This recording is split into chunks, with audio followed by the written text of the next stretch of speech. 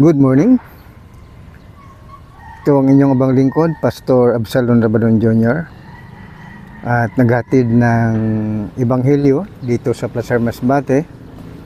At habang inaayos pa natin itong ating lugar ng Bible study dito sa Placer, ay pansamantalang naghatid tayo ng Ebanghelyo via internet evangelism. So ang ating pinaka layunin talaga sa buhay natin ay maligtas ang ating kaluluwa, at pagdating at pagbalik ni Jesucristo ay kukunin niya ang lahat ng mga Kristiyano at dalhin sa sangkalangitan. Ang maiwan dito sa daigdig ay hindi mga Kristiyano, yung mga nanatili sa kanilang paggawa ng mga kasalanan, pagsasamba sa mga Diyos-Diyosan, lalo na yung mga rebolto, ay talagang ayaw ng Panginoong Hesukristo yan, dahil itinuturo niya na sambahin ang Diyos sa Espiritu at sa katotohanan. So, naghanap siya ngayon ng mga totoong mananamba na katulad nga dito sa John chapter 4 verse 24 ay ito ang ating mababasa. Ganito ang nasusulat: God is a spirit, and they that worship Him must worship Him in spirit and truth, for the Father seeks such to worship Him. God is a spirit, and they that worship Him must worship Him in spirit and in truth. John chapter 4 verses 23 up to 24. Kaya ang Diyos bilang espiritu, hindi po siya nakikita. So ang paghatid ng Ebanghelyo ay upang ipaalam sa tao na ayaw ng Diyos na ang mga tao ay magpatuloy sa kanilang pagsasamba sa Diyos-Diyosan at pagsilbi sa mga rebolto. At ipinapangaral yan ni Apostol San Pablo sa Roma Kapitulo 1 versikulo 15 hanggang 25. Ganito ang ating mababasa na sinasabi. So, as much as in me is, I am ready to preach the gospel to you that are in Rome also. For I am not ashamed of the gospel of Christ, for it is the power of God unto salvation to everyone that believe, to the Jew first, and also to the Greek. For therein is the righteousness of God revealed from faith to faith, as it is written, the just shall live by faith. For the wrath of God is revealed from heaven against all ungodliness and unrighteousness of men who hold the truth in unrighteousness, because that which may be known of God is manifest in them, for God hath showed it unto them. For the invisible things of Him from the creation of the world are clearly seen, being understood by the things that are made, even His eternal power and Godhead, so that they are without excuse. Because that when they knew God, they glorified Him not as God, neither were thankful, but became vain in their imaginations, and their foolish heart was darkened. Professing themselves to be wise, they became fools, and changed the glory of the uncorruptible God into an image made like to corruptible man, and to birds, and to four-footed beasts, and creeping things.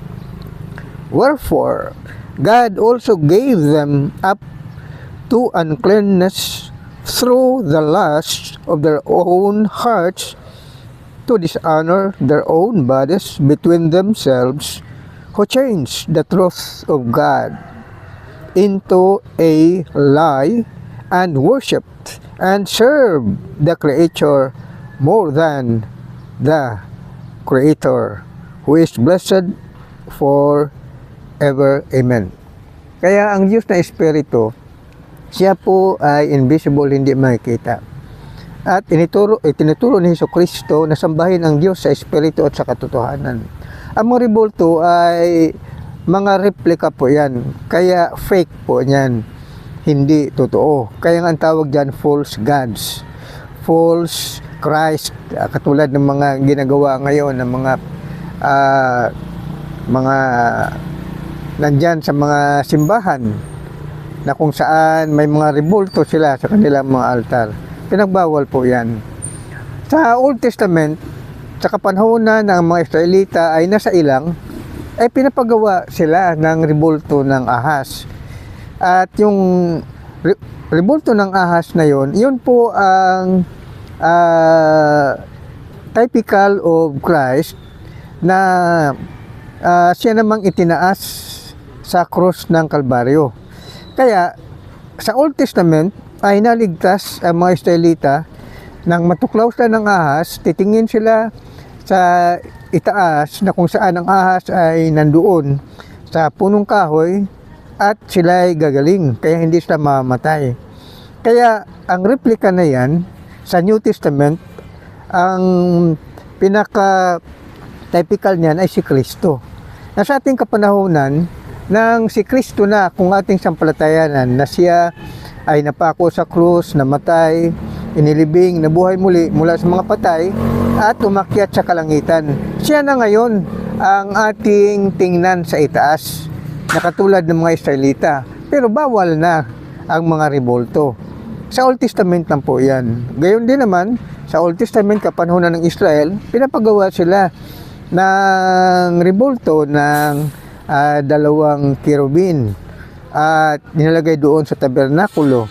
At gayon din, yun nakadisplay naman sa Temple of Solomon, na inabutan nga rin ni Jesucristo sa kapanahonan ng 30 AD, na kung saan nakatayo ang templo ni Solomon, at ang mga Israelita ay ang kanilang pagsunod ay sa Old Testament pa. So kapanahonan ng 30 AD, nandoon pa ang templo ni Solomon, at nandoon din ang tabernakulo. At doon sa pinaka holiest place ng kanilang templo ay nandoon ang tabernakulo, na kung saan nandoon ang rebulto ng anghel. Pero nung sinabi na ni Jesucristo na destroy this temple, the third day I will raise it up, ay iyon ang pag-umpisa ng pag-iba ng templong literal na gawa ng tao. Kasi nga, binabago na niya ang kautusan, hindi na sa mamagitan ng paghandog ng mga hayop, na kung saan nandoon pa ang holiest place nila doon sa templo. Binago na yan ni Jesucristo nung siya ay napako sa cross, at siya ay namatay, lumindol at nagiba ang templo na biyak. At yun na rin ang pagkasira ng pagtatapos naman ng temple worship ng mga Israelita. Kaya hanggang ngayon, ang mga Israelita ay walang templo, kasi nagiba nga rin. Batay rin sa sinabi ni Jesucristo na magiba. Kaya 70 AD, nagiba ang templo ng mga Israelita, at dahil naman ang mga Israelita ay patuloy sa kanilang kasalanan, Noong mga panahon na yun ay sila ay binawian ng Diyos ng kanilang promised land, kaya sila ay kinalat. Kailan lang nakabalik na ang mga Israelita diyan sa Israel? Nitong 1948 lang. So, iyan ang paghatol ng Diyos doon sa mga tao na makasalanan at sa mga sumasamba sa Diyos-Diyosan. Tumalikod kasi ang mga Israelita. Kaya sa ngayon, mga minamahal, bawal na ang rebolto. Diretso na kay Jesucristo dahil siya na ngayon ang larawan ng Diyos na hindi nakikita. Kaya walang inutos si Kristo na ang kanyang larawan ay gawan siya ng rebolto. Ipinagbawal na po yan. Kasi nga sa kapanahonan natin, kailangan maniwala tayo na may tao ng pangalan ay Kristo. Siya ay namatay sa krus sa Kalbaryo at ang kanyang kamatayan ay kabayaran ng lahat ng mga kasalanan ng tao, na kung sino man ang sumampalataya sa kanya ay magkaroon ng buhay na walang hanggan, magkaroon siya ng karapatan na magiging anak ng Diyos. Kaya ang lahat na sumasampalataya kay Kristo, ang tawag ay Kristiyano. Kaya mga minamahal, bilang Kristiyano, kailangan maging handa rin. Dahil sinabi rin ng banal na kasulatan, kung ikaw ay Kristiyano, totoong Kristiyano, hindi ka na nagre-revolto, hindi ka na rin nagbibisyo, hindi ka na lahat ng mga gawain na makasalanan, lalo na yung paglalasing, makikiapid, lahat na ng mga kasamaan, kailangan iwanan mo yan. Pero ang kapalit niyan, mga minamahal, ay buhay na walang hanggan. Ngunit, magiging hindi ka na happy kung manatili ka sa maging sanlibutan kasi naalis na sa iyo ang lahat ng mga bisyo mo. At kung maalis na lahat ng mga bisyo mo at ikaw ay tunay na Kristiyano, hindi ka tawaging Katoliko, hindi ka tawaging Iglesia, hindi ka tatawaging Sabadista, hindi ka tatawaging Mormons, hindi ka tatawaging kung ano-ano pang mga pangalan ng relihiyon. Kailangan ang tawag sa iyo Kristiyano.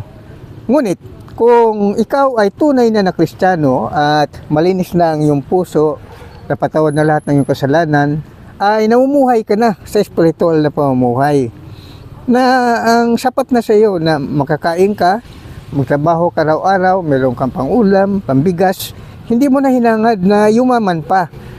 Kung magbigay naman ang Diyos na yumaman ka, edi tanggapin din, pero dapat i-share mo rin sa mga mahirap. Kaya ang bilang Kristiyano ay medyo para sa amin ng mga Kristiyano ay masaya kami kahit pobre ba. Nga tama lang na may pagkain, may maisaing. Hindi na namin hinangad ang kung ano pa man. Ang importante patuloy lang sa gawain. Although ako personal ay talagang naranasan ko naman yung kasarapan ng buhay. Kasi dati ako manager sa gobyerno Retired na ako. Ngunit dahil sa tinawag niya ako, katakot-takot na pagsubok nangyari sa buhay ko. At lahat ng mga aking mga properties, winala niya lahat yun. At talaga nag-umpisa ako sa zero. Kaya sa pagtawag niya sa akin 1993, katapos ko lang nung retirement, 1991 ako nag-retire, tinawag niya ako 1993. Kaya sa kasaganaan ng retirement pay, pagkatapos sagana ka sa lahat ng bagay, marami kang properties, pagtawagin ka pala, tanggal lahat yun. Kasi nga, pagka ikaw ay sanlibutan pa, pasikat ba? Mayabang. Yung bang self-glory, ganun ang buhay ng sanlibutan. Gusto mong tingalain ka ng kapwa mo. Pero pag Kristiyano ka na, hindi na. Si Jesucristo na ang titingalain natin. Kaya mawala na sa iyo ang pagmamataas, simpleng tao ka na lang. Kaya napakasarap ng buhay ng simpleng tao. Happy ka. At parang sufficient na sa iyo lahat. May makain ka. Yung bang may ka, na pasalamat ka na buhay ka araw-araw. Nagising ka tuwing umaga, buhay. Napakasarap ng buhay Kristiyano. Ang Diyos, God provides lang talaga. Nawala na sa iyo ang maging ambisyon na maging mayaman, At kasi katulad sa akin, naranasan ko na yung ganyan. Pero ano nga, inalis nga lahat ng mga aking na napundar nung ako'y binata pa. Binata ako nagkaroon ng mga properties eh. Doon ko nalasap yung kayamanan ba nung binata pa. At kahit na hanggang nakapag-asawa na nalasap ko talaga ang pagiging mayaman sa totoo lang. So, ibig kong sabihin dito, pagkatawagin ka na ng Diyos, maiba na ang buhay mo. Simple ka na lang. Aba ka na ba? Katulad ni Jesucristo, anak ng Diyos. Di ba doon siya ipinanganak sa manger, sa sabsaban? Sipin mo na lang, may-ari ng universo, doon ipinanganak sa sabsaban. Ganun po ang kasimplihan ng buhay. Yung bang Christ-like ka na. Wala na sa iyo o kung ano man ang buhay mo sa mundong ito, ang importante, buhay Kristiyano ka. Si Kristo na ang nagpapagalaw sa iyong buhay. So, bilang Kristiyano, may darating ng mga pagsubok. Kaya kailangan maging handa ka niyan at kailangan kaya mong tanggapin na kung sakaling halimbawa, nahirapan ka na at hindi mo na kaya ang mga problema, ibigay mo sa Panginoong Diyos ang problema. Pray. Ibigay mo lahat yon, tapos humingi ka ng tulong sa Panginoon. Dahil, darating talaga ang mga pagsubok. Yung hindi mo akalain kung gaano kahirap, lahat na, hindi mo akalain eh.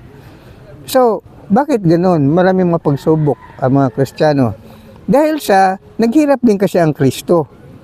Siya nag-suffer siya para sa atin eh. Kaya yung mga kahirapan, ang mga pag-uusig at mga pangyari kay Kristo na hirap ang buhay niya rito sa mundo, yan din ang maranasan natin. Kaya sabi ng banal na kasulatan sa 1 Pedro Kapitulo 4, kung ito'y ating babasahin, ay ganito ang ating mabasa. 1 Peter chapter 4 verse 11 up to 18. Ganito ang ating mabasa. If any man speak, let him speak as the oracles of God. If any man minister, let him do it as of the ability which God gives, that God in all things may be glorified through Jesus Christ, to whom be praise and dominion forever and ever. Amen. Beloved, think it not strange concerning the fiery trial which is to try you. Verse 12.